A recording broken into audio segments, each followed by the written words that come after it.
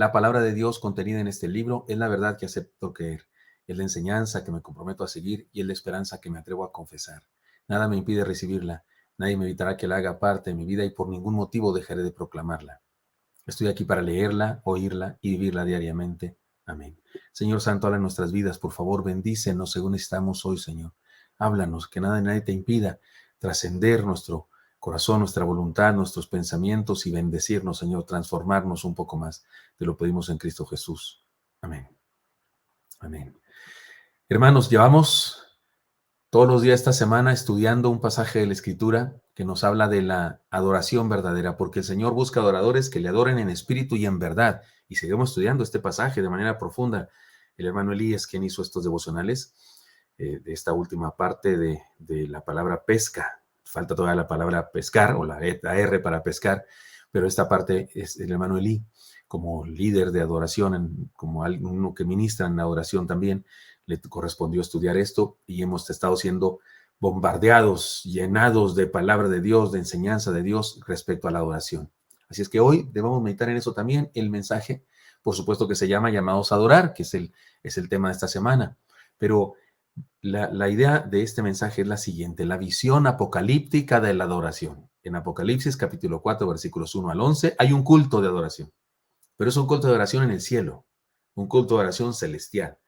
Es una manifestación gloriosa de algo que sucede en el cielo, pero por supuesto, explicado con imágenes, explicado con una serie de cosas que usted y yo no comprendemos del todo, pero para enseñarnos algo importante. Si fuéramos al cielo y viéramos cómo se vive en el cielo, no podríamos explicarlo aquí en la tierra. No podríamos, porque no hay parámetro que explicar. Usted va a China o va a otro lado aquí del planeta y cuando regresa dice, miren, había una cosa, algo así como un árbol de abedul, dice usted. No era abedul, pero se parecía. Y así explica usted porque hay comparativos. Pero cuando uno va al cielo, digo, no es que vayamos todos los días, nadie ha ido, solo el Señor. Pero si alguien va al cielo y regresa, no podría explicarnos nada.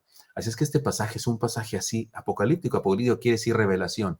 Apocalipsis quiere decir revelación. Es un pasaje que nos revela algo. Nos revela algo más que estudiar parte por parte del pasaje. Estudiamos lo que nos dice este pasaje. Por eso le puedo llamar a este mensaje también así, la visión apocalíptica de la adoración. Ahora, déjeme introduzco de este modo. Lo difícil de salir de un laberinto, cuando usted no ha jugado eso, no ha ido a un parque donde hay un laberinto o algo así, pero imagine, lo difícil de salir de un laberinto es que estamos metidos en él. O sea, eso es lo difícil de salir de un laberinto. Si a alguien se le ocurre, ya tengo una idea de cómo salir de aquí, lo primero que tenemos que hacer es salir de aquí. No se puede, ¿verdad? O sea, estás en el laberinto, no sabes nada. Si pudiéramos por un momento tener una visión panorámica de todos los recovecos del laberinto, saldríamos de inmediato. O sea, si pudiéramos elevarnos en el laberinto y desde arriba ver, ya sé dónde está la salida, pero cuando estás metido no puedes ver la salida. Una visión global, panorámica o elevada siempre es superior a una visión lineal de las cosas. ¿Y qué creen? Esto es lo que pasaba con los cristianos atribulados a los que escribe Juan. El Apocalipsis es una carta de aliento, no es un mapa del futuro como creen algunos. No, Señor, no es un mapa de lo que va a pasar en la gran tribulación y en el final de los tiempos. No, es un mensaje de aliento a los cristianos perseguidos. Ellos estaban en problemas de persecución, críticas, acusaciones infundadas y por si fuera poco tenían problemas de infiltrados herejes en doctrina en la iglesia. Así lo dicen las cartas que escribió Juan a las iglesias de Apocalipsis y que Dios le ordenó que escribiera. Si analizamos el asunto desde un punto de vista lógico e inmediato, podríamos pensar en ese momento de la historia que pues la iglesia estaba fracasando, que le quedaba pocos días a la iglesia de Cristo de sobrevivir. Algunos piensan que eso que estaba pasando en esa época pudo haber desaparecido la iglesia de Cristo. Los emperadores romanos estaban matando a miles de cristianos. ¿Cómo podríamos interpretar la, la prometida victoria de la fe? ¿Cómo podían los cristianos de esa época interpretar que Dios les había dicho que tendrían victoria? Se hizo necesaria entonces una perspectiva espiritual que les ayudara a vivir en medio de la crisis. Y esto fue lo que Dios le comunicó a la iglesia de esa época por medio de Juan. Digamos que Dios agarró a Juan y lo subió y le dijo, mira, ve el laberinto, ve cómo está la cosa para que luego les expliques a mis hijos que están ganando, que no están perdiendo, que están ganando, que no piensan que están siendo derrotados, están triunfando sobre el mal. Ahora bien, desde el principio del Apocalipsis, a Juan se le indica que él va a hablar de tres cosas: las cosas que has visto, las cosas que son y las que han de ser después de estas. Eso está en Apocalipsis 1:19. En el pasaje que nos ocupa hoy, se nos aclara que la escena que se nos presenta es de esta clase, dice el versículo. Yo te mostraré las cosas que sucederán después de estas. Estamos en Apocalipsis capítulo 4, versículo 1, porque estudiaremos el capítulo 4 del Apocalipsis desde el 1 al 11.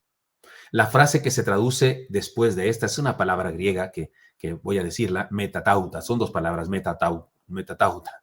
No solo se refiere a lo posterior, sino se refiere a lo que está más allá. Digamos que Juan fue invitado a un estado de vida superior en la eternidad para entender el plan de Dios para aquellos momentos de crisis de la iglesia. De acuerdo con este pasaje del Nuevo Testamento, que les voy a leer, un pasaje del Nuevo Testamento que está en Hebreos, dice: los cuales sirven a lo que es figura y sombra de las cosas celestiales, como se le advirtió a Moisés cuando iba a erigir el tabernáculo. El tabernáculo es el antecedente del templo. Cuando iba a erigir el tabernáculo diciéndole: mira, haz todas las cosas conforme al modelo que se te ha mostrado en el monte. Hebreos 8:5. O sea, a Moisés, cuando hizo el tabernáculo, se le mostró un modelo. O sea, que el tabernáculo fue hecho conforme a un modelo que ya existía, que ya existe. Podemos decir que Juan fue invitado a un culto de adoración celestial para que allí aprendiera o recordara algunas cosas que habría de comunicar a los creyentes, y fue llevado al mismo templo eterno de Dios. Como si en el cielo hay un templo, a Moisés le dijo: mira, ve cómo es para que lo hagas acá en la tierra. Y ahora Juan lo llevan allá a un culto, lo invitan a un culto de celebración en el cielo, para que luego nos explique que el cristianismo está triunfando y no perdiendo, para que nos aliente a seguir. Veamos lo que nos enseña a nosotros también, porque a Juan lo invitaron a un culto de adoración a Dios, a un culto apocalíptico de adoración a Dios. Por eso aquí las enseñanzas. Adorar es adquirir una perspectiva eterna de la vida. Adorar, cuando adoramos, es ver desde arriba, es tener una visión desde el cielo. Estamos en crisis, hermanos, estamos atribulados, estamos tristes. Adoremos a Dios, porque cuando adoramos a Dios, tenemos una perspectiva celestial. Mire cómo dice el texto. Ahora sí vamos a Apocalipsis 4, versículo 1 y siguientes. Después de esto miré, y aquí una puerta abierta en el cielo, y la primera voz que oí, como de trompeta, hablando conmigo, dijo: sube acá, y yo te mostraré las cosas que sucederán después de estas. Yo te mostraré las cosas. ¿Se acuerdan que les dije que es una palabra griega que significa más allá, pero no solo más allá en tiempo, sino más allá en el sentido de mejor, superior? Y al instante yo estaba en el espíritu, y aquí un trono establecido en el cielo, y en el trono uno sentado. Fue invitado a un culto en donde el rey en persona estaba ahí, donde Dios, cuando estamos en un culto de adoración, ahí hay un rey con nosotros. El domingo que adoramos a Dios en el culto colectivo, la adoración colectiva, ahí estaba Dios con nosotros. Es que ir a adorar, y cuando andamos por la calle adorando, ahí hay un rey al que adoramos también caminando con nosotros. Ahora, una persona se deprime, teme y se desilusiona cuando no puede ver más allá del problema. Cuando tenemos un problema y no podemos ver más allá, pero ¿se acuerdan que dijimos metatauta, más allá? Es la palabra, lo que debe suceder más allá. Cuando estamos en el problema y no podemos ver más allá que el problema y nos deprimimos. Los creyentes que recibieron el Apocalipsis podían ver la espada de sus perseguidores, podían ver la furia con que los atacaban, pero les hacía falta, metatauta, perdonen la palabra, les hacía falta ver más allá, les hacía falta ver el plan de Dios. Es por eso que Juan es invitado a traspasar la puerta que divide lo terreno con lo divino, lo temporal de lo eterno. Es invitado a tener una mejor perspectiva del laberinto, una perspectiva espiritual más alta, una perspectiva celestial, una perspectiva a partir del reino de Dios. Es invitado a tener una visión desde el punto de vista de Dios. Y en un sentido especial, tenemos que decir que fue invitado a un culto de adoración. ¿Cuán importante es la adoración a nuestro Dios? Adorarle es aceptar su invitación a traspasar la puerta de nuestra realidad a su realidad espiritual. Es subir hasta su presencia, como dice Hebreos 4:16, acerquémonos pues confiadamente al trono de la gracia para alcanzar misericordia y hallar gracia para el oportuno socorro. Cuando adoramos, estamos traspasando la puerta y estamos ante el mismo Rey. y por eso la perspectiva es diferente. Y nos permite adquirir una visión de reino, una visión de la vida desde la perspectiva de la eternidad. Y en una visión así, no hay ni rastro de una actitud derrotista.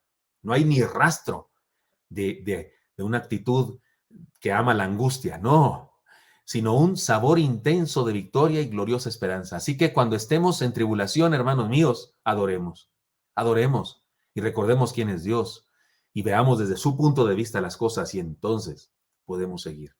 En segundo lugar, adorar es vivir impresionados por el carácter de Dios, por quién es Dios. Es conocerlo mejor cada día y es dejarse embelezar por él. Dice el versículo 3. Y el aspecto del que estaba sentado era semejante a piedra de jaspe y de cornalina, y había alrededor del trono un arco iris semejante en aspecto a la esmeralda, y alrededor del trono había 24 tronos, y vi sentados en los tronos a 24 ancianos vestidos de ropas blancas, con coronas de oro en sus cabezas, y del trono salían relámpagos y truenos y voces, y delante del trono ardían 7 lámparas de fuego, las cuales son los 7 espíritus de Dios. Oiga, la descripción que hace Juan es definitivamente impresionante. Cada detalle es parte de un todo, no perdamos de vista eso. Así es el Apocalipsis, es impresionista. Nos pinta un cuadro plástico, como una pintura, como un mural, para ayudarnos a entender algo. Para entender hay que imaginar la escena. Podemos hablar de la descripción de quien está sentado en el trono y señalar algún significado a cada una de las cosas, como algunos escritores que han hecho comentarios sobre el Apocalipsis y nos mencionan que el jaspe, una piedra opaca, aunque algunos relacionan la palabra con el diamante, al que se denomina también como cristal, y que posiblemente representa, además del valor extraordinario, la pureza, y se menciona la cornalina, una gema rojiza que representa rectitud, posiblemente perdón. Además se menciona un color esmeralda del arco iris, que definitivamente representa esperanza, y por el pacto de Dios con Noé, del arco iris, nos representa una promesa. Podemos interpretar en la descripción de los relámpagos, truenos y voces, la solemnidad y el poderío de Dios. Hay otros pasajes en la Biblia, como en Ezequiel, en Salmos, en Job, en Éxodo, donde se habla de eso, Dios hablando a través de truenos y rayos y cosas así. Y en las 7 lámparas, su completa divinidad. En Apocalipsis 4:5 dice así: en el mar de cristal que está frente a su trono podemos interpretar su trascendencia, es decir, su naturaleza más allá de toda realidad conocida, su absoluta santidad y perfección, como en otros muchos textos también aparece. Pero podemos hacer algo mejor.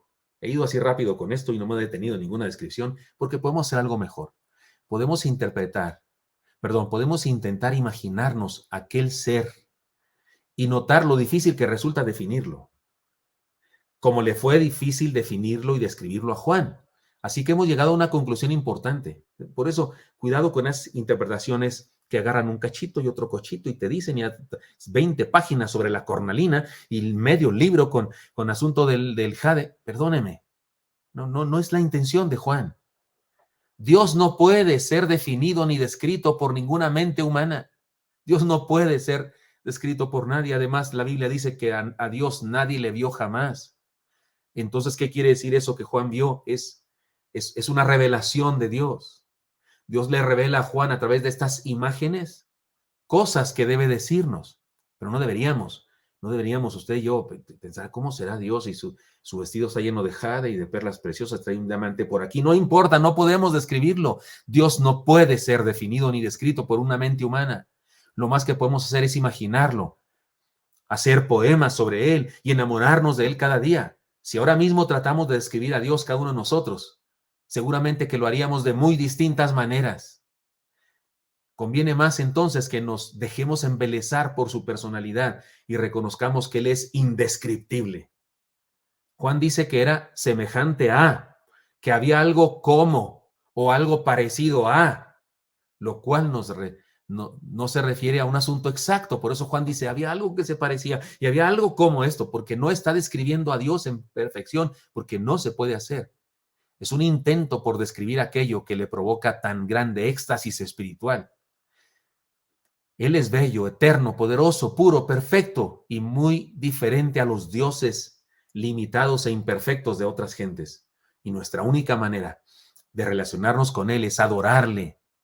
Adorarle es dejarnos impresionar por su grandeza, por su carácter. Es por eso que en un culto de adoración, Cada uno de nosotros recibe algo especial de Dios y no siempre lo mismo que los demás. En ocasiones usted en el sermón entendió que Dios es Padre suyo y que Dios, como Padre está con usted. Y otro entendió que Dios es un maestro y que por lo tanto debo ser discípulo de Él y caminar con Él, porque a cada uno una parte del sermón le impactó más porque el Espíritu Santo hizo que eso se clavara más en su corazón. Y cada uno tiene podría tener una descripción diferente del Dios que vio en ese culto, porque es indescriptible, es absolutamente grande. Por eso lo único que nos queda es adorar a Dios y embelezarnos, fascinarnos con quién es Él, por lo grande que es. Por eso, adorémosle. En tercer lugar, adorar es unirnos a la celebración eterna de la creación.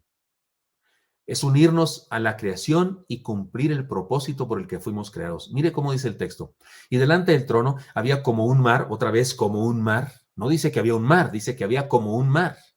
Había como un mar de vidrio semejante al cristal, y junto al trono y alrededor del trono 4 seres vivientes llenos de ojos, delante y detrás. El primer ser viviente era semejante a un león, el segundo era semejante a un becerro, el tercero tenía rostro como de hombre, y el cuarto era semejante a un águila volando. Y los 4 seres vivientes tenían cada uno 6 alas, y alrededor y por dentro estaban llenos de ojos, y no cesaban día y noche de decir: Santo, santo, santo es el Señor, Dios Todopoderoso, el que era, el que es y el que ha de venir. Y siempre que aquellos seres vivientes dan gloria y honra y acción de gracias al que está sentado en el trono, al que vive por los siglos de los siglos. Los 24 ancianos se postran delante del que está. Fíjese cómo dice: los 24 ancianos se postran. No dice se postraron, se postran, presente, continuo, delante del que está sentado en el trono, y adoran al que vive. Adoran, no adoraron, adoran al que vive por los siglos de los siglos, y echan, otra vez continuo, sus coronas delante del trono, diciendo: Señor, digno eres de recibir la gloria y la honra y el poder, porque tú creaste todas las cosas y por tu voluntad existen y fueron creadas. Ahora vemos a la creación entera adorando a Dios. Los participantes son los 24 ancianos que representan a los redimidos del Señor. Algunos dicen que se trata de los sacerdotes de David. Otros piensan que se trata de los 12 patriarcas del Antiguo Testamento y los 12 apóstoles, y son 24 en total. De cualquier manera, el 12 y sus múltiplos representan siempre en la Biblia el número de la religión organizada o del pueblo, como en Hechos 1:15, que dice que eran como 120 los reunidos en el día del Pentecostés. Seguramente eran como, no sé, eran otro número, pero dice como 120, no dice eran exactamente 120, dice como 120, es el símbolo también aquí. Así que representan un grupo de redimidos. Se les describe con ropas blancas que representan la redención y el perdón, con coronas de oro en sus cabezas, lo que representa la victoria de la fe. En 2 Timoteo 4:8 se habla de la corona de justicia. En 1 Corintios 9:25 se habla de la corona incorruptible. En Santiago 1:12 se habla de la corona de vida. En 1 Pedro 5:4 se habla de la corona incorruptible de gloria. En Apocalipsis 2:10 y 3:11 se habla de la corona de vida que nadie debe quitarnos. Y aquí dice que estos hombres, estos 24 ancianos, tienen coronas y se las quitan y las consagran a Dios o se las dan a Dios, al Señor. Posiblemente son estos 24 patriarcas que representan a todo ser humano. Además, se trata de un culto, una celebración en los cielos, y definitivamente estamos representados ahí. Ahí estamos nosotros también en ese culto en los cielos. Pero también se menciona unos seres vivientes que muy seguramente tienen un paralelo en los seres que describe Ezequiel. En Ezequiel 1 se habla de unos seres vivientes parecidos a estos, y otros capítulos del mismo libro. En algunos otros pasajes se nos dice que Dios mora entre querubines, y la descripción de esos querubines es muy parecida a estos seres vivientes. Segundo de Reyes 19:15, Salmo 81, Salmo 99:1, Isaías 37:16. Algunos dicen que se trata del símbolo de los 4 evangelios. Vamos a ver interpretaciones rápidamente. Algunos piensan que el león de Judá, porque se habla de un animal aquí como un león, el león de Judá representado el evangelio de Mateo. El becerro representa el siervo del que nos habla Lucas. El hombre representa a la humanidad de Jesús, que se nos habla en Marcos, y el águila representando a Juan por su acercamiento a la divinidad de Jesús en las alturas de la fe. A mí me parece que algunas de esas interpretaciones son un poco forzadas, pero bueno, algunos piensan que estos seres vivientes con alas y llenos de ojos y esas cosas representan los 4 evangelios: el león, el becerro, el ser humano y el águila. Otros interpretan que se trata de los atributos de Dios: su poder, su fuerza, su inteligencia, su agilidad y rapidez para ver y hacer todo lo que se quiere. Que estos seres vivientes representan estas cosas de Dios. Otros interpretan que se trata de los 4 grupos de seres creados: los animales salvajes representados en el león, los animales domésticos representados en el becerro, los seres humanos representados en el hombre y las aves representadas en el águila. Es interesante una cosa. Si usted compra 20 libros que interpretan el Apocalipsis, los 20 libros dicen cosas diferentes de diferentes pasajes. No hay 2 libros igualitos del Apocalipsis que digan la misma cosa de sus interpretaciones. No los hay. Es interesante notar eso. Hay una diversidad de interpretación, incluso con respecto a estas criaturas. Hay diferencias de quiénes son esas criaturas. Esto me hace pensar, a mí, que no es tan importante ser radical en cuanto a la exactitud de la naturaleza de estas criaturas. Tal vez es más importante ver el cuadro completo, y poder contemplar la creación, ya sea de seres celestiales, animales y seres humanos en torno a Dios, adorándole, lo que sea. Me parece que sea quien sean esos seres, tienen como función propiciar la adoración al Señor Dios Todopoderoso en nuestras vidas. Así que lo importante aquí es esto. Juan fue invitado a adorar a Dios y somos invitados nosotros también con Juan a adorar a Dios y a unirnos al plan y proyecto de los siglos, sean quienes sean estos. Fuimos llamados a unirnos a la celebración de adorar a nuestro Dios. Adorar es la única tarea, adorar es la única tarea que no dejaremos de realizar en los cielos. Allá en los cielos no necesitaremos proclamar el evangelio, ni necesitamos hacer discípulos o enseñar a nadie, porque nadie necesitará eso, ni serviremos a nadie, porque nadie necesitará nuestros servicios. Tampoco necesitaremos andar provocando la comunión, porque estaremos unidos por siempre, en una forma perfecta, pero no dejaremos de adorar a Dios. De las funciones que hemos estudiado durante esta campaña, la única que haremos todavía en el cielo es adoración. Las otras ya no harán necesidad de hacerlas. Fuimos creados para adorar. Por eso, hermanos míos, adoremos. Cuando adoramos, nos unimos al universo entero, porque todo cuanto existe adora a Dios. Además, adorar es la expresión más trascendente de la fe. Es una declaración de fe que reconoce a Dios como Señor absoluto y único. Adorar, porque adorar no es solo cantar. Adorar no es solo decir santo, santo, santo. Adorar no es una actividad, de hecho, adorar es una actitud de la vida. Adoramos no solo en el templo, no solo cuando cantamos, no solo cuando estamos juntos, adoramos todo el tiempo. Esté lavando usted trastes o esté usted sanando enfermos como enfermera o como médico, esté usted haciendo un hoyo como albañil o como trabajador. Si usted lo hace para gloria de Dios, si usted lo hace en honestidad, usted está adorando a Dios porque usted vive sometido al Todopoderoso. Eso es adorar. No es una actividad, es una actitud de la vida. Adorar es reconocer al Dios Trino. La adoración de la que Juan fue testigo y partícipe fue una adoración trina. Las expresiones son trinas, incluso dice santo, santo, santo. Ahí está la Trinidad presente. Señor Dios Todopoderoso, el que era, el que es y el que ha de venir. Se le da honra, gloria y acción de gracias. Los ancianos se postran, adoran y echan sus coronas delante del trono. Y es digno de recibir la gloria, la honra y el poder. Los creyentes de aquella época estaban sufriendo y a menudo eran exigidos a adorar a otro Dios y a rendir pleitesía a César. Tenían que hincarse por lo menos una rodilla, quemar por lo menos una pizca de incienso y levantar por lo menos una mano y decir por lo menos esta frase: César es Señor. ¿Y qué cree? Ellos murieron por no hacerlo. Ellos no declararon tal cosa. Preferían morir que declarar a César Señor de sus vidas. Y cuando los obligaban a hincarse y los obligaban a levantar la mano, no los podían obligar a decirse eres Señor y decían Cristo es Señor. Y algunos de ellos en el acto morían. Muchos murieron por no haber rendido pleitesía a otros dioses. Aquí Juan les presenta el desafío a adorar a Dios en una declaración de fe valiente y a toda prueba para unirse a la creación entera, porque cada creyente que muere por la fe o muere de viejo o muere de enfermo, se une a la adoración celestial. Y todos nosotros que quedamos en la tierra también estamos unidos de alguna manera espiritualmente con ellos. Cuando adoramos y declaramos nuestra fe, cuando adoramos, declaramos nuestra fe. Y mucha gente se convierte sin un mensaje claramente evangelístico, solo con ser testigos y participantes de la adoración de su pueblo. La gente en ocasiones se convierte. para que todos sepan lo que creemos, adoremos. Adoremos, hermanos. Tengo un desafío.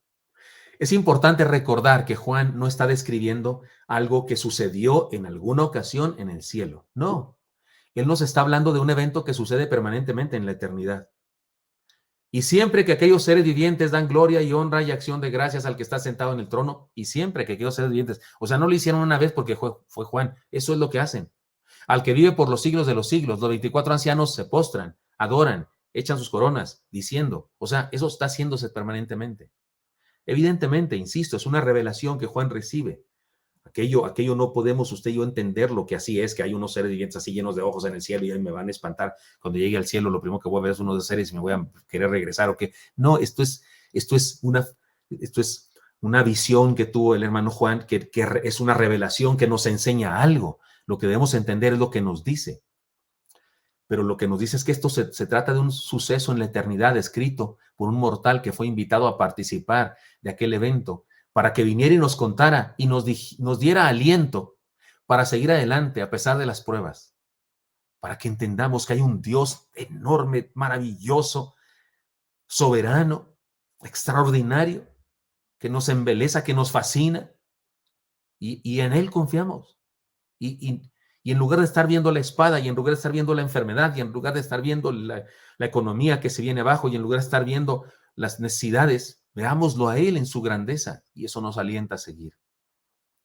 Recuerde que el Apocalipsis es un libro para que los cristianos perseguidos tuvieran aliento, que conocieran bien quién es Dios y a quién adoran, y eso podría fortalecerles, y les ayudaba a entender que no estaban perdiendo, no, Señor, estaban triunfando. Y el laberinto tiene una salida. Y Dios nos guía hacia allá. Alguien le preguntó a Federico Händel, el autor de esa obra monumental, El Oratorio del Mesías. Le preguntó acerca de la inspiración que tuvo para escribir el Mesías. Y él dijo, vi abiertos los cielos y a Dios sentado sobre su gran trono. Y debe ser que Dios le dio a través de su palabra, por supuesto, el Oratorio del Mesías está lleno de textos bíblicos, y él pudo ver en su adoración a Dios, pudo ver quién es Dios, y por eso compuso esa obra tan maravillosa. La adoración da sentido a nuestra lucha, da propósito a nuestro sufrimiento y da esperanza a nuestro corazón desvalido en medio de la tribulación. Con nuestra vestidura blanca de salvación y perdón, también nosotros, espiritualmente hablando, unámonos a la creación entera y a la eternidad misma en adoración a Dios. Y si algo de valor hemos recibido, pongámoslo a los pies del Señor, porque eso es lo que significa eso. Andy Crush, un compositor, un cristiano, un hombre, un rockero que fue muy malo, drogadicto y demás, pero se convierte, compuso un canto muy lindo en donde él dice eso. Y si alguna gloria llego a conseguir, la pongo ante ti. ¿Se acuerdan? Ese canto hermoso, a Dios sea la gloria. Y si alguna gloria logro conseguir, la pongo a tus pies. Así como los 24 ancianos dice que hacían. Hermanos míos, no hay más que decir. Adorémosle con todo nuestro ser. Señor Santo, pongo en tus manos a mis hermanos y mis hermanas y te pido que esta adoración apocalíptica, este culto apocalíptico que Juan nos escribió y es revelación de Dios, es revelación tuya, Señor, para que entendamos qué es esto. Te pido que podamos vivir adorándote, Señor, y por supuesto, alentados, fortalecidos en este tiempo también de crisis, como el de aquellos cristianos del primer siglo. Bendícenos, Dios, bendice a mis hermanos y mis hermanas, te lo pido en Cristo Jesús. Amén.